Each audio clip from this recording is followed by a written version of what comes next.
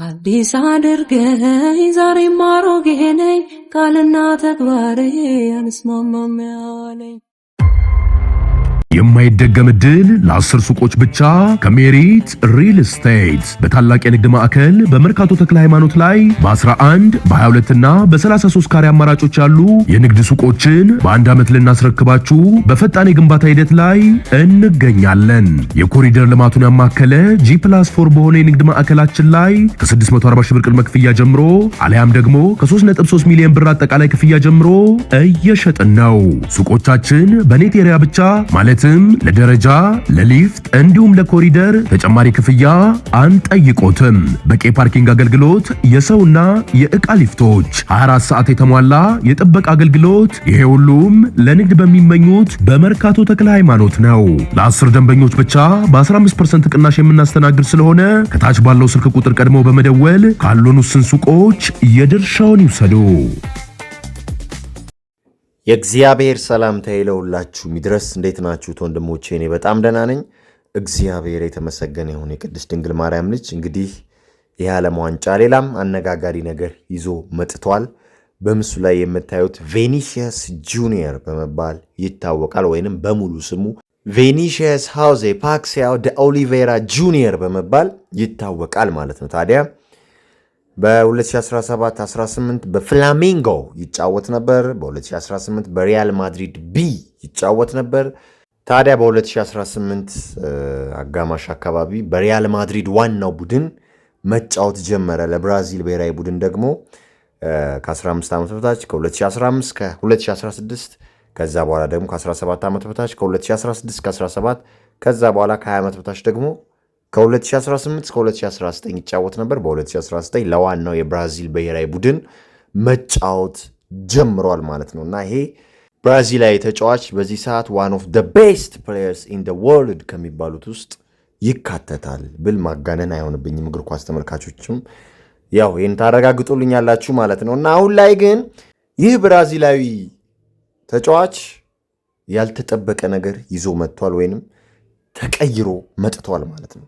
ከዓለም ዋንጫው ስንብት በኋላ ወይንም ብራዚሎች ከዓለም ዋንጫው ከወጡ በኋላ የቬኒሺየስ ጁኒየር አዲሱ ገጽታ አዲሱ መልክ ይህንን ይመስላል። ልክ ከዓለም ዋንጫው እንደወጡ እሱ ቀጥታ ወደ ሰርጀሪ ነው የገባው፣ ወደ ቺን ሰርጀሪ ወይንም ወደ አገጭ ሰርጀሪ። የአገጩን ሳይዝ ቀይሮታል ወይንም የፊቱን ገጽታ ቀይሮታል ማለት ነው።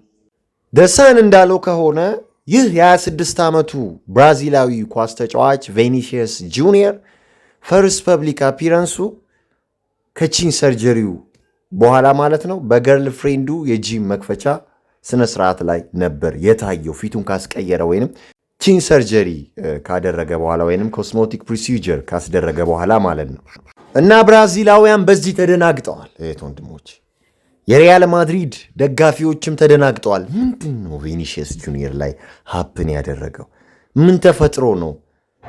እና አሁን ላይ በጣም ነው ፊቱ የተለወጠው።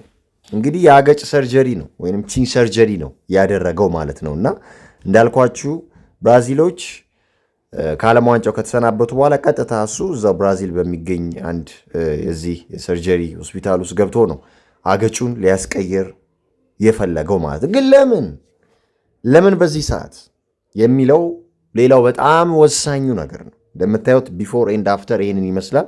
ከፍተኛ ለውጥ አለ አገጩ ላይ እና በቺን ሃርሞናይዜሽን ሰርጀሪ እንዳለፈ በብራዚል ውስጥ ይታያል ማለት ነው። እንደምታዩት ዶክተሩን አቅፎት ይታያል እና እስቲ በፊት ምን ይመስል ነበር ይህ እግር ኳስ ተጫዋች? እንደምታዩት ቢፎር ይህንን ይመስል ነበር ማለት ነው።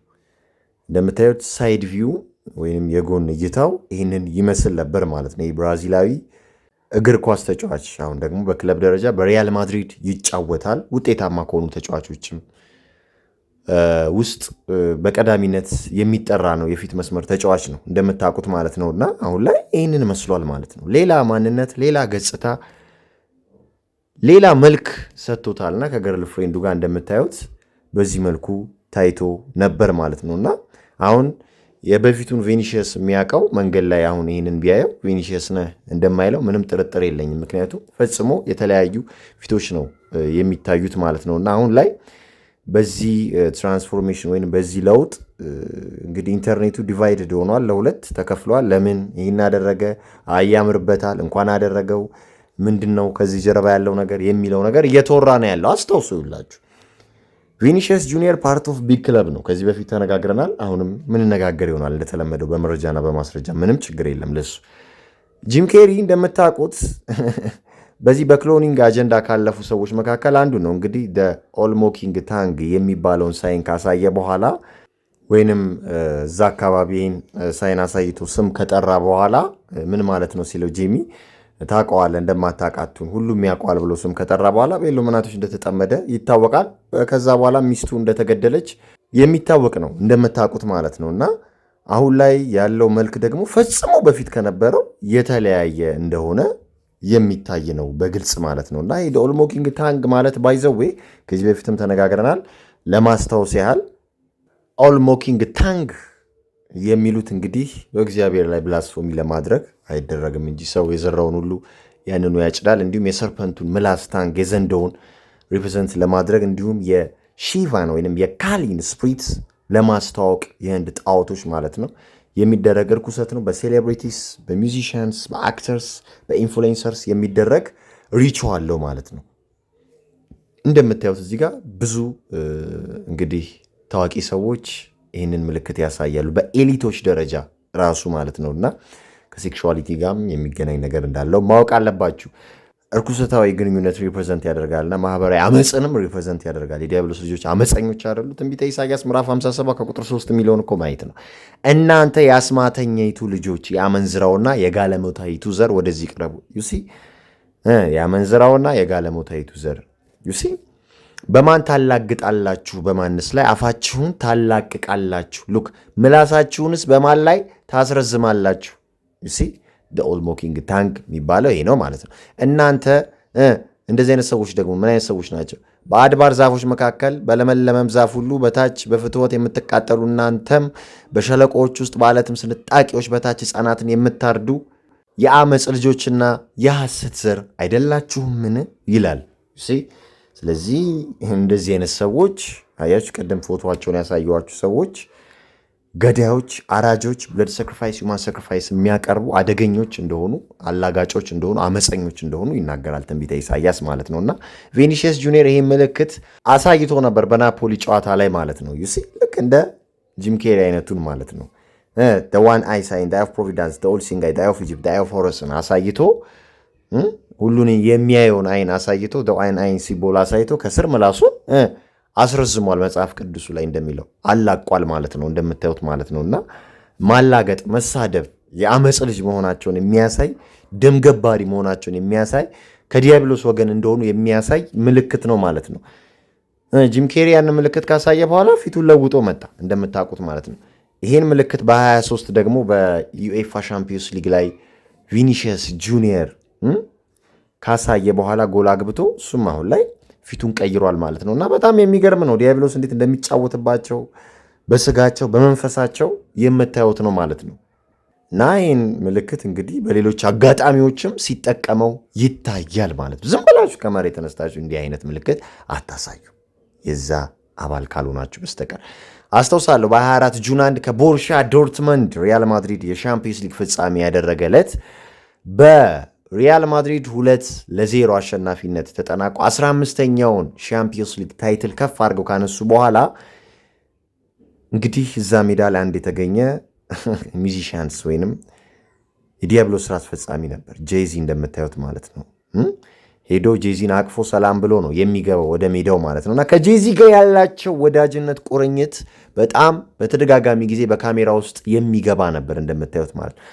እሱን አቅፎ እሱን ሰላም ብሎ ከእሱ ጋር ፎቶ ተነስቶ ነበር ወደ ሜዳ የሚገባው። እንግዲህ ጄዚም በዚህ አንድ ሳይን የሚታወቅ ነው፣ ራክኔሽን እሱም ማለት ነው። እና እንደምታዩት ነው እዚህ ጋም እሱን ሰላም ብሎ ሪያል ማድሪድ በሚያደርገው ጨዋታ ላይ ጨዋታውን ከማድረጉ በፊት ይገባል። አሁን ላይ ደግሞ የዓለም ዋንጫው ላይም እንደምታዩት ከዲጄ ካሊድ ጋር ሆኖ ጄዚ ይታያል። መጥቶ ሰላም ብሎት ሬዲ ኢትስ ጌም ታይም ሌትስ ጌት ኢት ምናምን ብሎት እንግዲህ ጄዚ ኢንካሬጂንግ ቪኒሺየስ ጁኒየር ቢፎር ሂዝ ጌም ተባለ እንጂ ገባቸው አይደለ? ጉዳዩ ሌላ ነው፣ ቁርኝነቱ ሌላ ነው፣ መንፈሳዊ ግንኙነት ነው። ቢዮንሴ እና ጄዚ እንግዲህ ይህን ምልክት በማሳየት ማን ያህላቸዋል፣ ማን ይደርስባቸዋል፣ ሪያናም ጭምር ማለት ነው። እና ኦል ሲንጋይ ኦል ሞኪንግ ታንግ ግንኙነቱ ቁርኝነቱ መንፈሳዊ ነው ማለት ነው። ወንድሞቼ ተረዳችኝ አይደለ? ከባድ ስፒሪቹዋል አንድምታ ያለው ምልክት ነው። ይህን ሳያሳዩ መድረክ ላይ አይወጡም። ስራቸውን ከጨረሱ በኋላ ይህን ሳያሳዩ ከመድረክ አይወርዱም ማለት ነው። እንዲሁም አሁን በቅርቡ ሪያና ተመልሳለች። ጄዚ ኮንሰርት ላይ መታ ጋብዟት ፐርፎርማንስ አድርጋ ነበር። እዛ ኮንሰርት ላይም እንግዲህ አምልኮታቸውን ሲያካሄዱ ነበር። ይኸው እንደምታዩት ማለት ነው። በግልጽ ሪያና ይህንን ሳይን እያሳየች ነበር ማለት ነው። ቢዮንሴም በግልጽ እንደምታዩት የኢሉሚናቲ ንግስቶች ተመልሰዋል ብዬ እንዲሁም ቲክቶክ ላይም ቪዲዮ አጋርቸው ነበር ማለት ነው። እና የራት ቢዮንሴን እዚህ ጋር ፒራሚድ አንድ ሳይን ካሳየች በኋላ ቀጥታ ወደ 666 አንድ ሳይን ገባች ማለት ነው። ገባቸው አይደለ?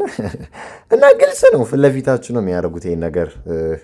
ለምታውቁ ለምትመረምሩ እንግዲህ አእምሮ ላላችሁ ሰዎች ሁሉ የዮሐንስ ራእይም አእምሮ ያለው ይላል፣ የአውሬውን ቁጥር ይቁጠረ ይላልና አስታውሳለሁ በ23ም ቢዮንሴ በቶትናም ስቴዲየም የነበራት ኮንሰርት ላይ ቪኒሺየስ ጁኒየር እንግዲህ ከጄዚ ጋር ተገናኝቶ በምታዩት መልኩ ፎቶ ተነስቶ አብረው ጊዜ ሲያሳልፉ እንደነበር ማለት ነው። በቶትናም ሆስፐር ስታዲየም ውስጥ አፍተር አቴንዲንግ ቢዮንሴ ኮንሰርት ማለት ነው። እና በጣም የሚገርም ነው ወዳጅነታቸው። ትንሽ ቪኒሺየስ ሄዶ ጄዚ አድና ጠልፈውታል፣ ገልጾለታል፣ ወስደውታል። አሁን የነሱ ምልክት የነሱን አርማ የተከሰተ የሆነ ከዲያብሎስ ወገን እንደሆነ እያሳየ እየተናገረ ነው ያለው።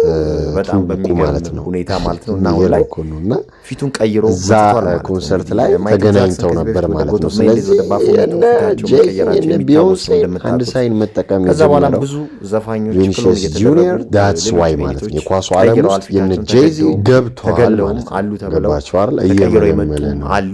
ፍሉንስ ማድረግ የሚችሉ ስላልሆነ ፋሚሊ ብሎ እንደዚህ ፖስት አድርጎ ነበር። እየመረጠ ነው፣ ፒክ እያደረገ ነው። በስራ አስፈጻሚዎች ቅድም ጄ ካሊድ መጥቶ ነበር እንደምታውቁትና በጣም የሚገርም ነገር እየተካሄደ ነው። እግር ኳሱ ውስጥ ገብቷል ዲያብሎስ ስላችሁ ዝም ብዬ አይደለም እኮ ቀደም ብሎም ገብቷል። አሁን ላይ ደግሞ በግልጽ በሚታይ መልኩ እንደምታዩት ገብቶ እየሰራ ነው ያለው። ይሄ የቪኒሺየስ ጁኒየር ኢንስታግራሙ ላይ ያደረገው ስቶሪ ነው። እንደምታዩት ፊቱ መቀየሩን የሚያሳይ ማረጋገጫ ፎቶ ነው ከራሱ አካውንት የወጣ ማለት ነው። እና በፊት የነበረው ገጽታ ይህን ይመስላል፣ አሁን ደግሞ ይህንን ይመስላል ማለት ነው። እና እነዚህ እግር ኳስ ተጫዋቾች ገንዘብ አላቸው፣ እውቅና አላቸው፣ ሌግዠሪ የሆነ ወይንም ቅንጡ የሆነ ህይወት ነው የሚኖሩት። የሚነዱት መኪና፣ የሚኖሩበት ቤት፣ የሚያወጡት ገንዘብ በጣም በጣም አስደንጋጭና የሚገርም ነው። የሚከፈላቸው ገንዘብ በሳምንት እንግዲህ አንዱ ተጫዋች እንኳን የሚከፈለው ገንዘብ በጣም በጣም ያስደነግጣል። የቪኒሺየስ ጁኒየር አሁን እየተከፈለ ያለውን ሳምንታዊ ደሞዝ እንኳን ብናይ ወደ 480,000 ዩሮ ፐር ዊክ ይከፈለዋል ማለት ነው። በጣም የሚገርም ነው። በዶላር ደግሞ ወደ 548,000 ዶላር አካባቢ፣ በእኛ ስንመተው በ160 ምንዛሬ እንግዲህ በባንክ ማለት ነው ወደ 90 ሚሊዮን አካባቢ የሚጠጋ ብር ነው የሚመጣው። በአመት ደግሞ ወደ 25 ሚሊዮን ዩሮ ይመጣል ማለት ነው። ወደ ዶላር ስንቀይረው ወደ 28.5 ሚሊዮን ይመጣል። ይሄ ወደኛ ሲቀይረው ወደ 4 ቢሊዮን አመታዊ ገቢ ያገኛል። ይሄ ከስፖንሰርሺፕ ውጪ፣ ከሌሎች ጥቅማ ጥቅሞች ውጪ፣ በጨዋታ ከሚያሸንፉት ከሚያገኙት ጥቅማ ጥቅም ውጪ፣ በግል ከሚያስተዋውቁት ጥቅማ ጥቅም ውጪ፣ ከቦነስ ውጪ የተደረገ ውለው ማለት ነው። ኢማጂን። ስለዚህ በጣም ከፍተኛ ገንዘብ ነው እያገኙ ያሉትና ገንዘብ መጥፊያቸው መቀየሪያቸው እየሆነ ነው። ዲያብሎስ እንግዲህ ሊያጠፋቸው እንዲቀያይራቸዋል። ፈጣሪ ሁላችንንም ከዲያብሎስና ከዲያብሎስ ስራ አስፈጻሚዎች ይጠብቀን ይሰውረን ለማለት እፈልጋለሁ። ሰላም ለእናንተ ይሁን። አበቃን።